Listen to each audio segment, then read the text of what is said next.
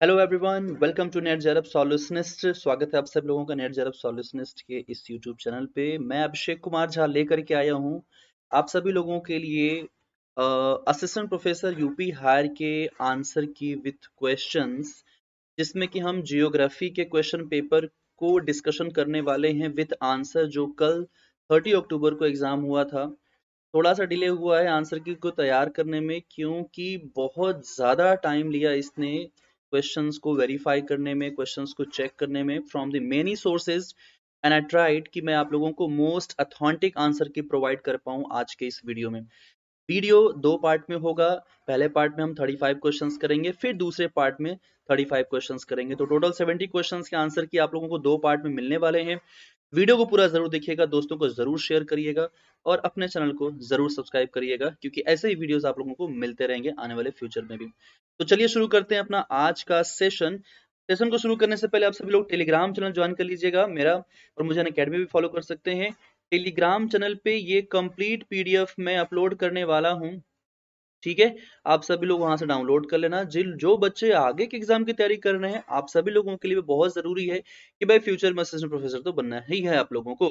साथ ही साथ अकेडमी पे आप हमारे प्लस कोर्सेज को भी ज्वाइन कर सकते हैं। अकेडमी पे लगातार प्लस कोर्सेज आ रहे हैं, नए बैच स्टार्ट हो रहे हैं। एग्जामिनेशन 22 के लिए अगर आप तैयार कर रहे हो तो 24 मंथ का प्लान आप ले सकते हैं अकेडमी पे, 6 मंथ का प्लान ले सकती हैं। प्लान क्या है सब कुछ बताऊंगा वीडियो के लास्ट में। चलिए पहले शुरू करते हैं, आंसर की को जानने की कोशिश करते हैं कि क्या और किस तरीके से क्वेश्चन आपसे एग्जाम में पूछे गए थे। तो पार्ट बी होने वाला है, आप लोगों की जानकारी लेके बता दिया जाए कि ये जो क्वेश्चन सेट है वो ए है, यानी कि ये ए सेट मेरे पास है अवेलेबल, हम उसको डिस्कशन करने वाले हैं। सबसे पहला क्वेश्चन आप यहाँ पर देख पा रहे होंगे 31 है। इसमें आपसे पूछा गया है the velocity of moving ice increases with steepness of slope of the area and thickness of the glacial ice. The velocity decreases to the sides owing to lesser depth of ice and friction against the valley wall and bottom of the floor। Assertion reason का question है, ये एक PYQ है जो UGC net में पूछा गया है, वहां से डायरेक्ट क्वेश्चन पूछा गया आप सभी लोगों से। इसका सही ऑप्शन होगा बी। दोनों ही स्टेटमेंट करेक्ट हैं, लेकिन दोनों एक दूसरे को एक्सप्लेन नहीं कर रहे हैं। यहाँ पर वेलोसिटी के इंक्रीज होने की बात हो रही है, यहाँ पर डिक्रीज होने की बात हो रही है, तो दोनों ही चीजों को यहाँ पर बताया गया, इसलिए बी ऑप्शन इसका सबसे सही होगा। क्वेश्चन नंबर 32 है, यहाँ पर प्लेट टेक्टोनिक से क्वेश्चंस पूछा गया है। प्लेट और उनकी लोकेशन, में हमेशा बोलता था कि गाइस प्लेट की लोकेशंस बहुत इंपॉर्टेंट है, सब लोग जरूर अच्छे से पढ़ लेना। देखो वही क्वेश्चन यहाँ से पूछा भी गया है। इस क्वेश्चन का सही ऑप्शन है डी, जिसमें कि हम देखने वाले हैं ए का 2 ऑप्शन करेक्ट है। ए का 2 ऑप्शन करेक्ट है नाजका प्लेट का, बी का 3 ऑप्शन करेक्ट है स्कोडिया प्लेट का, उसके बाद सी का 1 ऑप्शन करेक्ट है और डी का 4 ऑप्शन करेक्ट है। इस बेस पे सही ऑप्शन क्या है? 4, यानी कि डी सही है। Question number 33। क्वेश्चन नंबर 33 भी एक पीवाईक्यू है यूजीसी नेट का, जो किसमें कि आपसे रिवर वैली और उसके सेम डायरेक्शन वाले रिवर के बारे में पूछा गया है। अगर आप देखेंगे तो रेसिक्वेंट रिवर की बात हो रही है। अगर हम मैप में भी देखें तो ये मास्टर कॉन्सिक्वेंट रिवर है, ये सब्सिक्वेंट रिवर है, और सब्सिक्वेंट रिवर को ज्वाइन करती है रेसिक्वेंट और ऑब्सिक्वेंट दोनों ही। ऑब्सिक्वेंट अपोजिट डायरेक्शन में होता है मास्टर रिवर के, और रेसिक्वेंट सेम डायरेक्शन में होता है मास्टर रिवर के। तो सही ऑप्शन है रेसिक्वेंट, यानी कि नवानुवर्ती घाटी जिसे हम कह सकते हैं। क्वेश्चन नंबर 34 आपसे पूछा गया है, थोड़ा सा untraditional question. Caused by the alternate wetting and drying of the rock, इसे हम स्पेलिंग कहते हैं। स्पेलिंग भी वेदरिंग का तरीका है, जिसमें दिन के समय तापमान बढ़ता है, फिर रात के समय तापमान घटता है। इस तरीके से रॉक क्या होता है, ड्राई और वेट होता रहता है। तो इसे हम कह सकते हैं सी ऑप्शन बिल्कुल सही है। मैंने पूरी कोशिश की है कि आपको सटीक आंसर की दिया जाए। अगर कहीं पर भी त्रुटि होती है तो आप इसको माइंड मत करना, क्योंकि ये टेंटेटिव आंसर की है, आयोग का नहीं है, ठीक है। क्वेश्चन नंबर 35 यहाँ पर कह रहा है, extreme events like earthquake and volcanic eruptions are caused by diastrophic processes. ये आंतरिक बलों के कारण उत्पन्न होने वाली क्रियाएं हैं जो कि आपको देखने को मिल सकती हैं। Tensional forces cause up warping and down warping गलत है। टेंशनल फोर्सेस से फॉल्ट होते हैं, ना कि वार्प होता है। ये होते हैं आपके फोल्ड से, जो कि कंप्रेशनल फोर्सेस जिन्हें हम कहते हैं। तो ऑप्शन नंबर 2 गलत है, ए सही है, इसलिए सिर्फ ए ऑप्शन करेक्ट है 35 का। वहीं 36 क्वेश्चन की अगर हम बात करें तो यहाँ पर आपसे पूछा गया था नॉट करेक्टली मैच। तो नॉट करेक्टली मैच में इसमें है विंड, जिसमें ब्लो होल लिखा हुआ है, ये सी वाटर से होता है, यानी कि जो समुद्र होते हैं उनसे बनते हैं ब्लो होल। सी ऑप्शन जो है वो नहीं करेक्टली मैच था। क्वेश्चन नंबर 37, डेल्टा टाइप और उनके एग्जाम्पल से पूछा गया है।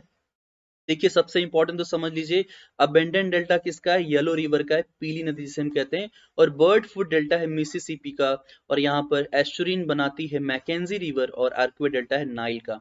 On the basis of these matches option number A जो है वो बिल्कुल सटीक है। क्वेश्चन नंबर 38 में देखिए, यहाँ पर कोपेन भाई साहब हमेशा आ जाते हैं दर्शन देने के लिए।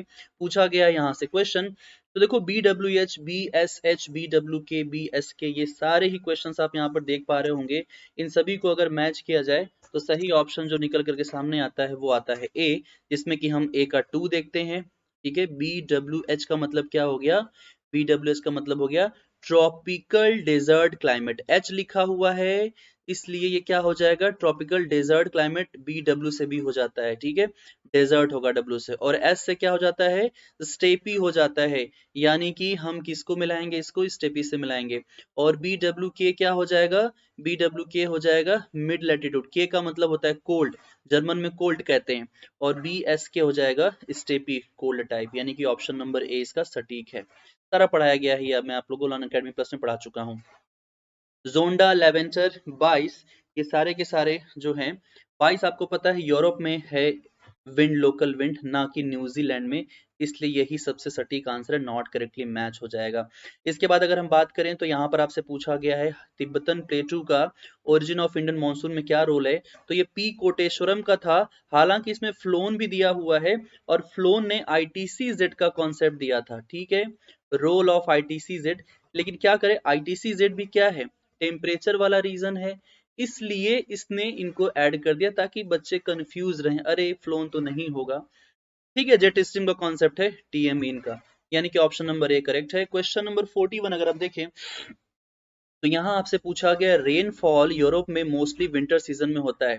अगर विंटर सीजन में रेनफॉल हो रहा है वो भी यूरोप में, तो मतलब समझ जाइए कि वो साइक्लोनिक रेनफॉल होगा, क्योंकि वहां पर आते हैं टेम्परेट साइक्लोन, आपको पता ही होगा, स्मार्ट है आप सभी लोग। क्वेश्चन नंबर 42 यहाँ पर आपसे पूछ रहा है, in which of the following layers of atmosphere lowest temperature is found.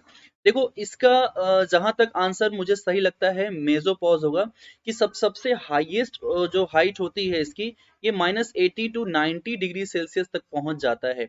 ठीक है, तो मेजोपॉज मेरे अकॉर्डिंग आंसर सही होना चाहिए।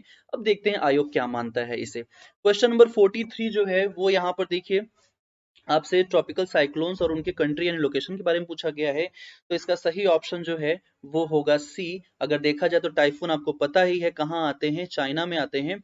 इसके बाद विली विलीज आपको पता है ऑस्ट्रेलिया में आते हैं, और बैगोज ये आपको देखने को मिल जाएंगे फिलीपींस में, और टाइफू हैं जापान में। तो सही ऑप्शन क्या हो जाएगा, इसका सी करेक्ट है। वहीं क्वेश्चन नंबर 44 की अगर हम बात करें तो आपसे ओशन करंट पूछा है और फ्लोइंग एरिया पूछा है। यहाँ पर सारे के सारे जो हैं ऑलमोस्ट कोल्ड करंट्स हैं, कनारी कोल्ड करंट है, बैंगवेला भी, फॉकलैंड भी, लेब्राडोर भी। लेकिन जो बैंगवेला है ये ईस्टर्न ना होकर के western coast of South Africa होना चाहिए था, इसीलिए ये गलत हो गया। क्योंकि ईस्टर्न पे तो आपको पता ही है, ईस्टर्न पे आपको क्या देखने को मिलता है, आपको वहां पर मोजाम्बिक, मोजाम्बिक जो आगे कन्वर्ट हो जाता है बैंगवेला, मोजाम्बिक, देखो मैं भूल रहा हूँ मैं भूल रहा हूँ बैंगवेला, अगुलहास, ठीक है, हाँ इसको अगुलहास यहाँ पर आपको देखने को मिलता है। ठीक है, चलो याद आ गया, कोई नहीं, होता रहता है। क्वेश्चन नंबर 45 क्या कह रहा है, corals are mainly found in tropical oceans, बिल्कुल सही है, and seas where mean annual temperature ranges between 20 degree to 21 degree, बिल्कुल सही है। दोस्तों देखिए मैं आप लोगों से अपील करता हूँ कि जब भी क्वेश्चन पढ़िए इंग्लिश में पढ़िए, क्योंकि हिंदी में होते हैं मिस्टेक, और आयोग नहीं मानता है हिंदी के स्टेटमेंट्स को, इसलिए मैं इंग्लिश में पढ़ रहा हूँ, आप लोग हिंदी वर्जन देख लेना। ठीक है, इसमें पहला स्टेटमेंट बिल्कुल करेक्ट है, आपको पता है ये इतना मिनिमम टेम्परेचर सरफेस चाहिए ही होता है। The having ocean salinity between 30 to 34 degree Celsius, अगर हम देखें यहाँ पर तो 30 टू 34 डिग्री सेल्सियस, आपको पता है ओशन की नॉर्मल सैलिनिटी जो होती है वो 35 से लेकर के 37 या 36 तक हम मान लेते हैं। तो नॉर्मल सैलिनिटी जो है ओशन सरफेस की, उसमें ही कोरल पॉलिप डेवलप होते हैं। मेरे अकॉर्डिंग दोनों ही ऑप्शन करेक्ट हैं, और बोथ इसका सही आंसर होना चाहिए। चलिए क्वेश्चन नंबर नेक्स्ट देखते हैं हम। 46 बड़ा ही घुमा के पूछा गया क्वेश्चन था। मेरे हिसाब से आप लोग का दिमाग जरूर घुमा होगा, क्योंकि ये टोपोग्राफिकल फीचर पूछ रहा है, सबसे ज्यादा कवर करता है लैंड जो एरिया है ओशन का। यहाँ पर देखिए सही ऑप्शन होगा ओशन बेसिन। ओशन बेसिन जो है इसको हम कह सकते हैं area below, area below water. ठीक है, एरिया बिलो वाटर मतलब क्या हुआ, मग्न तट भी वाटर में है, ढाल भी है, स्लोप भी है और रिजेस भी हैं। ये सभी किस में आ जाते हैं, और महासागरीय द्रोणी में, जिसे हम ओशन बेसिन कहते हैं। तो मेरे अकॉर्डिंग इसका सही आंसर सी होना चाहिए। अब देखते हैं आयोग क्या मानता है। Question number 47, which one of the following is a cold ocean current. तो देखो यहाँ पर एंटिलीज, अगुलहास, देखो ये मुझे ध्यान नहीं आ रहा था, अगुलहास, अलास्का सभी कोल्ड नहीं है। ठीक है, ये है आपका ओवाशियो। अलास्का मैंने हमेशा कहा है, अलास्का एक कोल्ड रीजन है, लेकिन करंट कोल्ड नहीं है, क्योंकि ये क्योंकि ये जो क्यूरोशियो, क्यूरोशियो जो है उससे अलग होकर के बनने वाली एक धारा है। क्यूरोशियो जब जाती है नॉर्थ ईस्ट की तरफ, तो ये बदल जाती है अलास्का में और कन्वर्ट हो जाती है जो आपका कैलिफोर्निया करंट है उसमें, कोल्ड में। तो कैलिफोर्निया कोल्ड करंट है और अलास्का वार्म करंट है। ओवाशियो यहाँ पर एक कोल्ड करंट है। क्वेश्चन नंबर 48 देखिए, यहाँ पर आपसे ओशन डिपॉजिट्स पूछे गए, सोर्सेस पूछे गए। थोड़ा सा मुश्किल जरूर था, क्योंकि ऊज, रेड क्ले सभी लोगों ने मैच कर लिया था, लेकिन टिकटाइट्स में और मड में बड़ा कंफ्यूजन हो रहा था। मैंने थोड़ा रिसर्च किया, मैंने देखा कि टिकटाइट्स को माना गया है कि ये कॉस्मोजीनस है। कॉस्मोजीनस आपको पता ही होता है, जो स्पेस से आते हैं, जो बाहरी एटमॉस्फेयर से आते हैं और ओशन फ्लोर पे जमा होते रहते हैं, डिपॉजिट होते रहते हैं, उन्हें हम कॉस्मोजीनस ओशन डिपॉजिट के नाम से जानते हैं। मड जो है वॉल्केनिक ना होकर के, जहां तक मुझे लगता है इसका सही ऑप्शन मड का, देखिए रिवर क्रिएट करते हैं, रिवर से बनता है बेसिकली। अगर देखें हम तो रिवर जहां पर अपना डेल्टा वगैरह रिलीज कर बनाती हैं, सेडिमेंट्स वगैरह रिलीज करती हैं। मेरे हिसाब से इसका सही ऑप्शन सी होना चाहिए, बाकी आप देख लीजिएगा। क्वेश्चन नंबर 49 यहाँ पर पूछा गया, the ocean in the northern hemisphere recorded relatively higher average temperature. बिल्कुल सही है, सदर्न हेमिस्फीयर में तापमान काफी कम होता है, नॉर्थ में तापमान ज्यादा होता है। कारण क्या है कि नॉर्दर्न और सदर्न हेमिस्फीयर में unequal distribution of land masses पाए जाते हैं, इसीलिए इसका ए ऑप्शन करेक्ट है। जिसने भी ये किया है बिल्कुल सही आंसर होगा। क्वेश्चन नंबर 50 अगर हम देखें, यहाँ पर ओशन ट्रेंच आपसे पूछा गया है और उनका लोकेशन पूछा गया है। तो देखिए ऐसे क्वेश्चंस भी बहुत पूछे जाते हैं। यहाँ पर जो सही ऑप्शन होगा वो होगा Mariana trench. Mariana trench south Pacific में ना हो करके ये नॉर्थ पैसिफिक में होगा, फिलीपाइंस के आसपास, उसके ऊपर, जापान के नीचे ये देखने को मिलता है। तो डी ऑप्शन मुझे ऐसा लग रहा है यही करेक्ट नहीं है। बाकी सभी करेक्ट है। सुंडा इंडियन में है, प्यूर्टो रिको नॉर्थ अटलांटिक में है, टोंगा साउथ पैसिफिक में है, ये भी सही है। चलिए क्वेश्चन नंबर 51 देखते हैं। The velocity of jet stream in summer season becomes twice the velocity in winter season। ये एक PYQ है जो यूजीसी नेट के एग्जाम में पूछा गया है। तो बिल्कुल गलत आंसर है, क्योंकि जो वेलोसिटी होती है जेट स्ट्रीम की वो विंटर सीजन में सबसे ज्यादा होती है, क्योंकि jet streams are associated with the westerlies, इसलिए विंटर सीजन में वेस्टर्लीज और स्ट्रांग हो जाती हैं। समझ में आई बात? चलो क्वेश्चन नंबर, स्टेटमेंट नंबर 2 देखो, the extent of jet stream narrows during the summer season. Absolutely correct, क्योंकि विंटर सीजन में इनका एरिया बढ़ जाता है और समर सीजन में एरिया कम हो जाता है। पहला स्टेटमेंट गलत है, इसलिए सिर्फ बी ऑप्शन इसका करेक्ट होगा। नेक्स्ट क्वेश्चन देखिए, मैं कोशिश कर रहा हूं फटाफट कराने की, भाई मेरी स्पीड इतनी है, आप वीडियो को 2x पे करके देख लीजिएगा प्लीज, ठीक है। Which one of the following principles does not belong to logical positivism.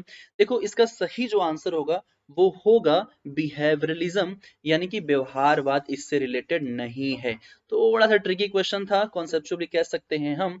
Next question देखते हैं 53। यहाँ पर पूछा गया आपसे concept of paradigm in geography. आपको पता ही है थॉमस कुहन का कॉन्सेप्ट है, इसमें तो कोई डाउट रहा ही नहीं होगा, बल्ले बल्ले हो गया होगा आप सभी लोगों का। Question number 54, who among the following contributed in development of postmodernism in geography? None of other than Edward Souza। Third space Edward सोजा, याद रखो पोस्टमॉडर्निज्म इन्हीं का है, ठीक है। मतलब ज्यादा कंट्रीब्यूट किया था, इन्हीं का नहीं है, ज्यादा कंट्रीब्यूट किया था। क्वेश्चन नंबर 55 अगर आप यहाँ पर देखो, बड़ा ही सिंपल क्वेश्चन पूछा गया था, जहां पर अर्ड कुंडे बुक जो है वो कार्ल लिटर ने लिखी है, ज्योग्राफी का जर्नलिस्ट वेरेनियस ने लिखा है, एंथ्रोपोजियोग्राफी रेडजल का है, कॉस्मोस हमबोल्ट का है। इसलिए जिसने भी ऑप्शन नंबर ए करेक्ट किया होगा उसको भाई नंबर अच्छे मिलेंगे। क्वेश्चन नंबर 56 अगर हम देखें, तो यहाँ पर आपसे पूछा गया था कि ह्यूमनिस्टिक ज्योग्राफी बहुत पॉपुलर हुआ है। क्यों? क्योंकि 1969 में यूनाइटेड स्टेट में एंटीपोड मैगजीन आता है, जहां से शुरुआत होती है रेडिकलाइजेशन ऑफ ज्योग्राफी, रेडिकलिज्म की शुरुआत होती है यहाँ से, इसलिए ऑप्शन नंबर बी करेक्ट होगा। क्वेश्चन नंबर 57 देखिए, exceptionalism in geography a methodological examination, ये एक पीवाईक्यू है जो यूजीसी के एग्जाम में आ चुका है। फ्रेड के शेफर का ये कॉन्सेप्ट है, ठीक है, इन्होंने एक्सेप्शनलिज्म दिया हुआ है। क्वेश्चन नंबर 58 अगर हम देखें तो not a proponent of environmental determinism, Jean Brunhes possibilism से रिलेटेड है, इसलिए डी ऑप्शन करेक्ट होगा। Who among the following scholar put forth the 7 stage of the town, यहाँ पर स्टेज ना हो करके जो आपसे यहाँ पर पूछा गया है, स्टेज ना हो करके यहाँ पर आपको देखने को मिल जाएगा एज, एजेस, ये एक बुक है, कंफ्यूज किया गया है, ठीक है, ये एक बुक है जो ग्रिफिथ टेलर ने लिखी हुई है, और ये बुक आई थी 1960 समथिंग कुछ 7 में ऐसे कुछ करके आया, ठीक है, तो इसका आंसर हो जाएगा सी। वहीं क्वेश्चन नंबर 60 अगर हम देखें तो स्मार्ट सिटी 2015 में मोदी जी की बहुत ही महत्वाकांक्षी परियोजना अभी तक चल रही है, देखते हैं कब तक हो पाता है। Who developed concept of urbanization as a way of life, ये लुइस विर्थ का है, बहुत ही इंपॉर्टेंट क्वेश्चन था, कई सारे लोगों के गलत जरूर हुए होंगे। क्वेश्चन नंबर 62 देखिए, तो 2015 से 2020 तक हाईएस्ट जो एनुअल ग्रोथ रेट है पॉपुलेशन का, देखिए मैंने डेटा चेक किया है, यूएन की वेबसाइट भी मैंने चेक की, बहुत चेक किया इसको, तो पता चला यहाँ पर कि इक्वेटोरियल गिनिया का 3.4 है, बहरीन का 3.6 है, और मालदीव का 1.8 है, वहीं ओमान का 2.6 है, तो बहरीन का यहाँ पर सबसे ज्यादा होना चाहिए। हालांकि अंतिम जो आंसर होगा वो आयोग का ही सर्वमान्य होगा, मेरे हिसाब से डी सही होना चाहिए, क्योंकि यूनाइटेड नेशन की वेबसाइट पर जाकर के मैंने चेक किया, ये 2019 का डेटा है, ठीक है, तो अब देखते हैं क्या होता है। 19 का डेटा मतलब जो 20 में पब्लिश हुआ होगा, देखिए डेटा कभी भी 1 ईयर आफ्टर ही पब्लिश होते हैं, ठीक है, ये ध्यान रखिएगा। लॉ ऑफ रिटेल ग्रेविटेशन किसका है? रॉयली का है, बिल्कुल सही ऑप्शन है। वहीं अगर हम बात करें 64, तो ये कॉन्सेप्ट है और प्रोपाउंडर से पूछा गया है, तो देखिए इसमें कोई भी ऑप्शन ऐसा नहीं है जो अनमैच है क्या, देखो इसका सही ऑप्शन हो जाएगा बी, जिसमें कि आपको देखने को मिलते हैं सारे ऑप्शन करेक्टली मैच्ड है। सिटी रीजन ये डिकिंसन का है, अमलैंड आंद्रे एलिक्स का है, हिंटल एंड ग्रीन का है, और अर्बन फील्ड स्माइल्स का है, तो ये सारे ऑप्शन एक दूसरे से करेक्टली मैच हैं, ठीक है, आज बात समझ में। इसके बाद अगर हम बात करें तो इसमें जो सही जो क्वेश्चन है dry point settlement, UGC net का एक पीवाईक्यू है जो आपसे पूछा गया है। ड्राई पॉइंट सेटलमेंट वहां पर बनते हैं जहां पर फ्लड आने की चांसेस ज्यादा होते हैं, तो ड्राई पॉइंट यानी कि थोड़े ऊंचे स्थानों पर घर बनाया जाता है, मानव आबादी बसाई जाती है। तो not liable to flooding in a flood prone area, मतलब बाढ़ प्रवण क्षेत्र में बाढ़ उन्मुख न हो, वही होगा ड्राई पॉइंट सेटलमेंट। तो ये हो गए 65 क्वेश्चंस। नेक्स्ट 66 से लेकर के 100 क्वेश्चंस तक को लेकर के मैं थोड़ी ही देर में आ रहा हूं, तब तक आप सभी लोग बताइए कि आपका कितना करेक्ट हुआ, और कितना अभी तक पेपर 1 और पेपर 2 को मिलाकर के आपका करेक्ट हो रहा है, सो दैट कि मैं फाइनल जो वीडियो बनाऊं मेरिट के ऊपर कि कितना कट ऑफ जा सकता है। जब तक आप अपने मार्क्स नहीं बताएंगे, कट ऑफ बनाना उतना ही मुश्किल होगा। वीडियो जरूर शेयर करिए दोस्तों को अपने, ताकि वो भी देख सके। पूरी कोशिश की गई है, पूरी सावधानी बरती गई है कि आपको सटीक आंसर की प्रोवाइड किया जाए। हालांकि आप सभी लोग अगर चाहें तो और सटीक पढ़ाई करने के लिए आप मेरे अनअकैडमी के कोर्सेज को ज्वाइन कर सकते हैं, जहां पर कि आपको थर्ड थर्ड नवंबर से न्यू बैच देखने को मिलेगा जियोग्राफी का, ठीक है, 3 नवंबर से न्यू बैच देखने को मिलेगा दिवाली के एक दिन पहले। तो आप सभी लोग अनअकैडमी प्लस पे मेरे से ज्योग्राफी पढ़ सकते हो, जो आपके किसी भी ज्योग्राफी के एग्जाम को टारगेट करता है, TGT PGT assistant professor UGC net सब कुछ। इसके अलावा आप मेरे फ्री क्लासेस कर सकते हो, अगर पेड क्लासेस नहीं है करने का मन है तो कोई बात नहीं भाई, फ्री क्लासेस भी लेता हूं मैं, यहाँ पर भी आप डायरेक्ट आकर के मेरे क्लासेस फ्री अटेंड कर सकते हो, बट अनअकैडमी ऐप डाउनलोड करना होगा, वीडियो के डिस्क्रिप्शन बॉक्स में फटाफट डाउनलोड करिए सभी लोग। मिलते हैं अगले वीडियो में, तब तक के लिए अपना ख्याल रखिए और वेट करिए अगले वीडियो का। Thank you so much everyone.